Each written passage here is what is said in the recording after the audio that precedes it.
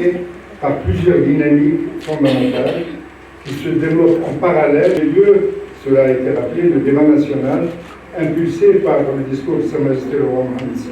En fait, lorsque vous examinez ce que font les Marocains du monde en termes de contribution au développement du Maroc, la quasi-totalité des actions se font au niveau régional, au niveau territorial. Il y a des associations qui font du développement local dans leur village d'origine. Il y a des réseaux de compétences marocaines qui investissent dans certaines régions, dans les régions dont ils sont originaires, eux, ou dont leurs parents sont originaires. Et il y a aussi des projets d'investissement économique au niveau local. Donc l'idée, si vous voulez, c'est qu'il faut avoir une politique nationale de mobilisation des compétences, mais en même temps une déclinaison territoriale. C'est le premier point. Le second point, c'est que les régions sont de plus en plus des acteurs essentiels dans le processus de développement économique marocain. Nous avons un processus de régionalisation avancé qui est en marche. Les régions sont en train de développer en ce moment même leur plan de développement régional. Il y a des régions qui sont très avancées en matière d'intégration de la migration, comme par exemple la région de Souss-Massa ou l'Oriental. D'autres régions sont moins impliquées, mais c'est le moment. Toutes les régions sont en train de prendre conscience de l'importance, de la centralité de la question migratoire. Et donc le moment nous a semblé opportun avec Mme Bouaïda, la présidente de l'Association des régions du Maroc et son équipe, d'où l'idée de ce colloque. Et j'espère que c'est un premier moment d'échange entre les Marocains du monde et les régions. Nous espérons qu'il y aura un suivi de ce séminaire et une implication plus grande des Marocains du monde, y compris dans les mécanismes de démocratie participative. Vous savez qu'au niveau régional, aujourd'hui, il y a des instances de démocratie participative sur les femmes, les jeunes, le développement économique. Nous pensons que les régions devraient intégrer des membres de la communauté marocaine étrangère dans ces instances et que ce débat continue. Il y a des particularités de chaque région. Il y a des particularités. Par exemple, une des expériences qui est en train de se développer, c'est celle qui se passe dans la région Fès, Meknès et Souss-Massa. C'est des ambassadeurs pour l'investissement.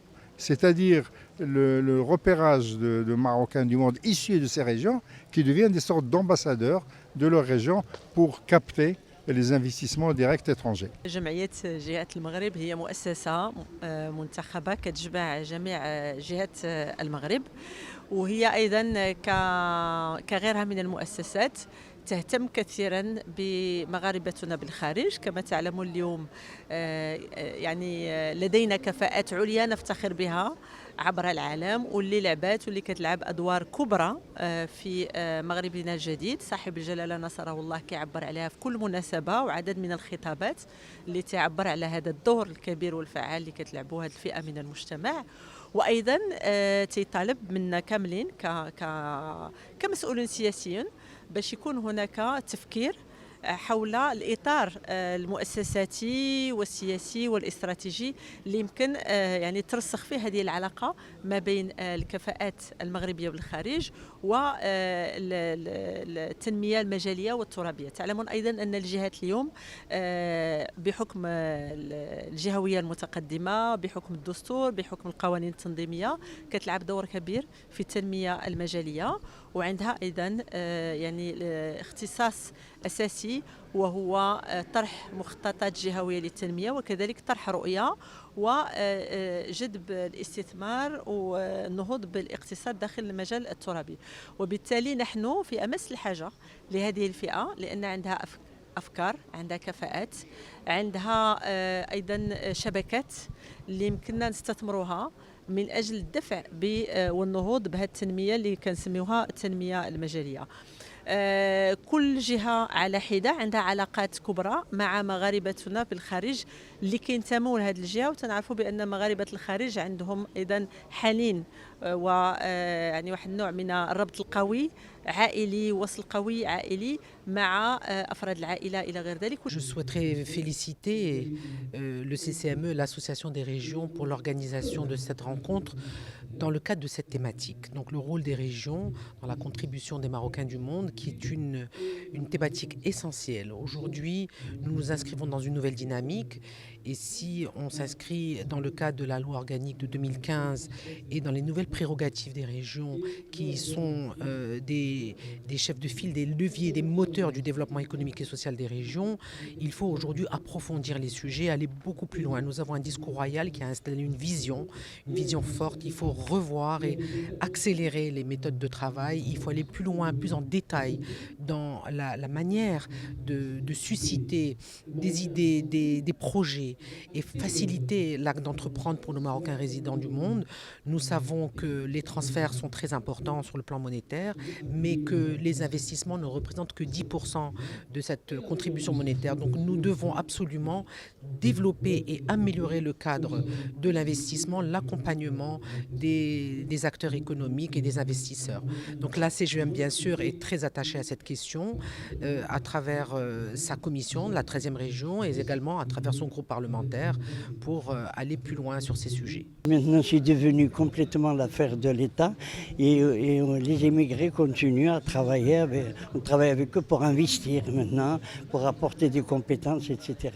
Est-ce qu'il y a une région modèle où on peut voir par exemple la contribution à travers votre association? Nous on a commencé dans la montagne, dans les villages.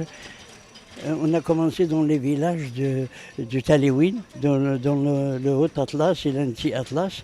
Et on a beaucoup contribué à démarrer l'électrification rurale. À l'époque, il n'y a pas d'électricité. En 86, 87, jusqu'aux années 90, il n'y en avait pas. Les activités, le travail qu'on a fait a contribué à attirer, à faire réfléchir un peu l'État pour faire le PAGER, le PERG et tout ça qui a permis, à l'époque, l'électricité, elle n'était pas l'ordre de jour de venir dans les villages. Donc, et maintenant, ils ont fait des auberges. Maintenant, on est en train de travailler avec l'immigration marocaine pour créer des tours opérateurs, pour amener des touristes. Ils ont beaucoup investi dans les auberges. Ils ont construit des auberges dans les villages sans avoir des touristes. Et maintenant, il y a des touristes qui viennent. Il faut qu'on soit prêt à les accueillir parce qu'ils proposent des solutions, ils proposent des aides, des volontés. Maintenant, on a des immigrés marocains qui sont des docteurs. On a presque 6000 docteurs en France et qu'au Maroc, on en a bien besoin. De ces médecins. Et on a beaucoup de chercheurs, des ingénieurs, on a des chercheurs de tout genre, dans l'atomique, dans le nucléaire, etc. Et c'est des Marocains et qui sont dispersés dans l'Europe et on en a besoin. Il faut qu'ils soient rassurés, il faut qu'ils soient envie de ne pas couper avec leur pays. Et pour ça, le Maroc est en train, grâce à l'intervention de Sa Majesté du mois d'août, ça a donné l'espoir aux immigrants, tous ces immigrants-là, ils disent maintenant, puisque le roi nous sollicite et le roi parle de nous, donc on a vraiment besoin d'aller au Maroc. Je suis fier et heureux de participer aujourd'hui à ce séminaire qui est organisé par le CCME, président M. Dressi Azami et l'association des régions du Maroc, Mme Barka Bouïda. Alors tout d'abord, sachez que nous, les Marocains du monde, nous sommes depuis une éternité en train d'investir dans nos régions, chaque jour, chaque mois, chaque année. Nous ne voulons pas changer cette habitude-là. Au contraire, nous encourageons d'ailleurs tous les autres Marocains du monde à venir investir dans les régions, dans nos régions. Nous en avons besoin, le Maroc avance et on veut avancer avec lui.